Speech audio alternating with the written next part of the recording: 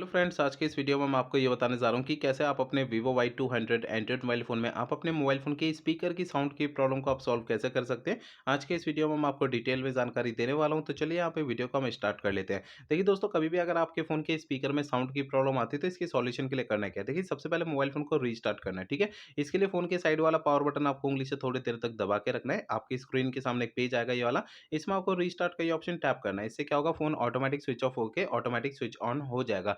Restart करने से ये होता है, हमारे फ़ोन के एंड्रॉइड सिस्टम में अगर कोई भी प्रॉब्लम आती है तो वो सॉल्व हो जाती है, ठीक है। अगला काम ये करना है, आपके फ़ोन का जो स्टेटस बार है इसे ओपन करना है। अगर आपका फ़ोन साइलेंट मोड पे एक्टिवेट है तो साइलेंट मोड से हटा के रखना है। अगर आपके फ़ोन का ब्लूटूथ जो है दूसरे डिवाइस के साथ कनेक्टेड रह जाता है ना, तो इससे आपके फ़ोन के स्पीकर में से साउंड की आवाज़ नहीं आती है, तो ब्लूटूथ को बंद रखना है, ठीक है।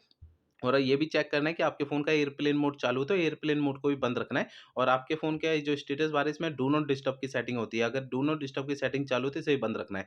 ये जो मैंने आपको स्टेटस बार में 4 सेटिंग बताई है ना, इन चारों में से कोई भी सेटिंग अगर चालू रह जाती है ना, तो इससे हमारे फ़ोन के स्पीकर में से साउंड की आवाज़ नहीं आती है। तो इन चारों सेटिंग को बंद रखना है। इन चारों सेटिंग को तब चालू करना है जब आप इनका यूज़ करेंगे, बाकी समय बंद करके रखना है, ठीक है ना?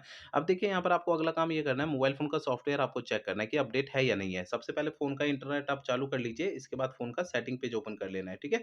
सेटिंग पेज में नीचे आएँगे ना, तो यहाँ पर आपको ये ऑप्शन मिलता है सिस्टम अपडेट का, इसे टैप करना है। आपको इस पेज पे कोई भी अपडेट का बटन या डाउनलोड, इंस्टॉल यहाँ पे लिखा हुआ दिखाई देता है, तो इसे टैप करके फ़ोन का सॉफ्टवेयर अपडेट कर लेना है, ठीक है?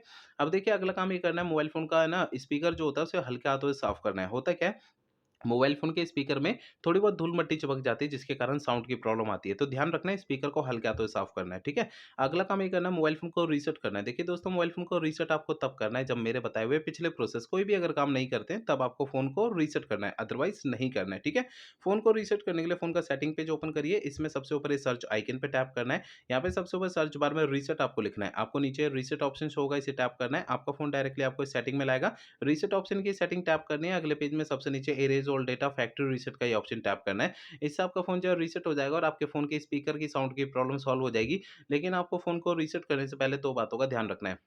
पहली बात ये ध्यान रखनी है, आपके फ़ोन में जितना भी डेटा है, सारा डेटा आप किसी भी दूसरे फ़ोन में ट्रांसफ़र कर लीजिए या उसका बैकअप ले लीजिए।